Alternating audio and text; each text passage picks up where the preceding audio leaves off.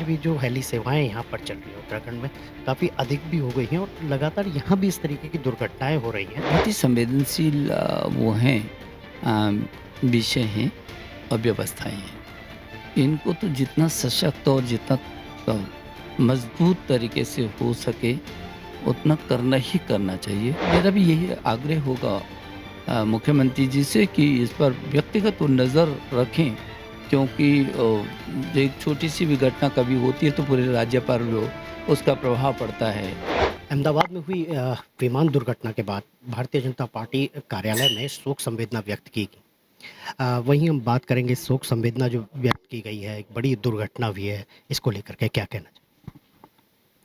मुझे लगता है कि पूरे देश के लिए, पूरी दुनिया के लिए ये दुर्घटना बहुत ही विस्मयकारी दुर्घटना है।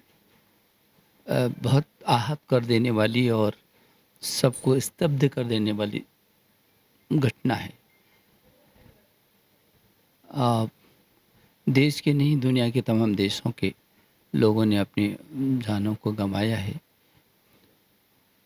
हमारे देश के एक बहुत ही यशस्वी नेता, गुजरात के पूर्व मुख्यमंत्री, हमारे बहुत ही स्नेही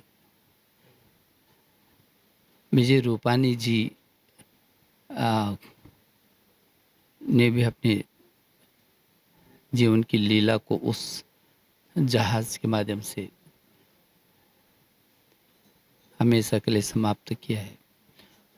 अ, वो जो विजय जी का जाना हम लोगों को बहुत ज़्यादा आहत करता है।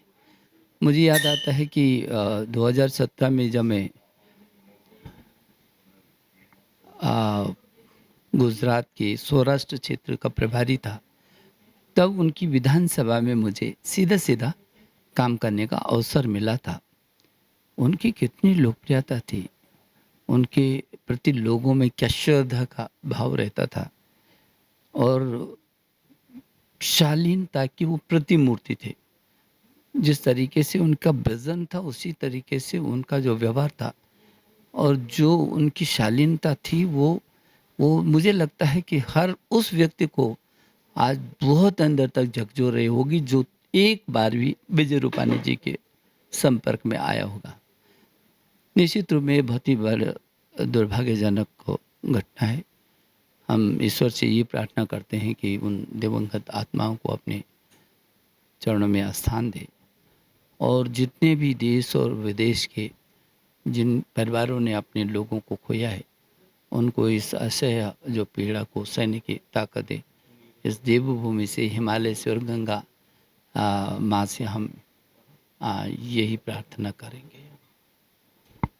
सर इसके अलावा आप भी उत्तराखंड के सीएम रहे हैं। उस वक़्त भी हेली सेवाएँ चलती थी, लेकिन आज भी जो हेली सेवाएँ यहाँ पर चल रही हैं उत्तराखंड में, काफ़ी अधिक भी हो गई हैं और लगातार यहाँ भी इस तरीके की दुर्घटनाएँ हो रही हैं। भले ही कई दुर्घटनाओं में ऐसी कोई जान-माल का नुकसान नहीं हुआ। इसको लेकर के क्या कहना चाहेंगे कि यहाँ भी क्या सुधार की आवश्यकता है? मुझे लगता है कि वैसे ये बहुत संवेदनशील जो है, बहुत ही बहुत ही संवेदनशील वो हैं अ, विषय हैं और व्यवस्थाएँ हैं। इनको तो जितना सशक्त और जितना अ, मज़बूत तरीके से हो सके उतना करना ही करना चाहिए। अ, स्वाभाविक है कि उत्तराखंड में पर्यटकों का और तीर्थ यात्रियों का जो दबाव है, जो बढ़ रहा है। केदारनाथ जी और बद्रीनाथ जी और उधर कैलाश मानसरोवर, गंगोत्री, यमुनोत्री के प्रति लोगों में बहुत तेज़ी से, पहले भी आस्था की कोई कमी नहीं थी, लेकिन तब लोग दूर-दूर तक जाते थे, जिसके पास सप्ताह होते थे वो जाते थे। अब पहली सुविधा होने के बाद तो जिसके पास कम समय भी हो, वो भी जाना चाहता है, तो होड़ लगी है। तो निश्चित रूप में मुख्यमंत्री उस दिशा में काफ़ी संवेदनशीलता से उन व्यवस्थाओं को देख रहे हैं। लेकिन मेरा भी यही आग्रह होगा मुख्यमंत्री जी से कि इस पर व्यक्तिगत वो नज़र रखें, क्योंकि एक छोटी-सी भी घटना कभी होती है तो पूरे राज्य पर जो उसका प्रभाव पड़ता है, यात्राओं पर प्रभाव पड़ता है। लेकिन वो लगातार इसकी समीक्षा भी कर रहे हैं और मुझे भरोसा है कि वो जिस जिस तरीके से काम कर रहे हैं, व्यवस्थाएँ देख रहे हैं, नियंत्रण कर रहे हैं, टीमें बनाई हुई हैं, कुव्यवस्थाएँ ना हो उसके लिए चौकस हैं। तो ये हमारी यात्रा अच्छी होगी, ऐतिहासिक भी रहेगी, अभी तक भी बहुत अच्छी है और जो हेली सेवाएँ हैं ये भी सशक्त होंगी।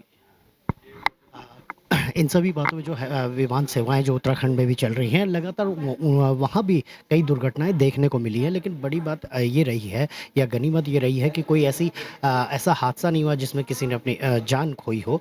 लेकिन बावजूद उसमें सुधार की कितनी आवश्यकता है, इसको लेकर के निशंक जी ने साफ तौर पर यहाँ पर बयान दिया है। कैमरामैन हरीश यादव के साथ योगेश शैली, टीवी 24, देहरादून।